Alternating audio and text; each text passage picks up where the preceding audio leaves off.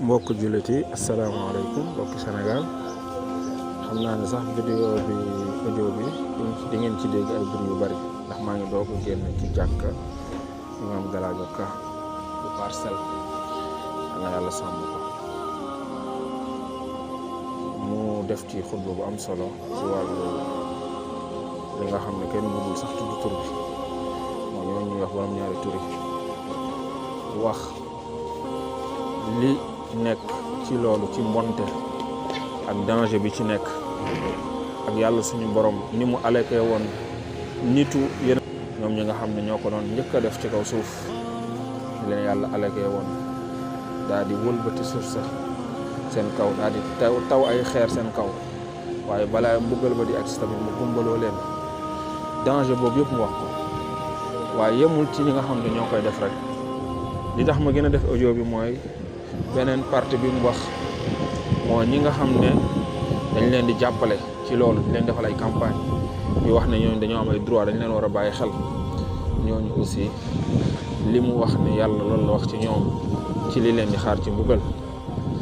waaye beneen taxawaay bi mooy ñi nga xam ne aussi dañuy taxaw di seetaan kon ñun warugar bi ñu am taxawaay bi ñu war a am mooy ñu taxaw xeex loolu mbon boobu ñu bokk ci ñi nga xam ne ñu bokk ci ñi koy xeex comme am na initiative bu jug ay doomi réew mi taxawal ko mooy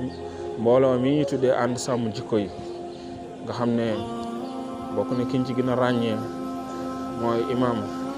Babacar Mboup nga xam ne wër nañ fépp ci Sénégal kilifa diine yëpp ñu def ay pétition ñëpp signé ko mu woote le 23 mai kon jàpp naa ne kenn warul des ginnaaw ndax si réew yi ñu nekk tey réew yi noonu lay doxee mooy ñoom mbooloo lañ xam pétition lañ xam lu mel noonu lañ xam kon bu kenn wax ne amuma lay awma pexe déedéet ñëpp am nañ pexe nga génn ñëw taxaw place de l'Obélisque le 23 ne man ànd naa ci ñu criminaliser ngóor jigéen mooy yow yaa ngi def sa participation ci xeex bi nga xam moom la ñuy xeex borom ñaari tur yooyu kon mbir maa ngi noonu loolu laa jëlee woon tey ci jumaa ji nga xam ne mooy jumaa bi nekk Parcelles ma ne naa ko partagé ak ñëpp ñu xam ne ñiy def loolu yàlla alag na leen rëbb na leen waaye it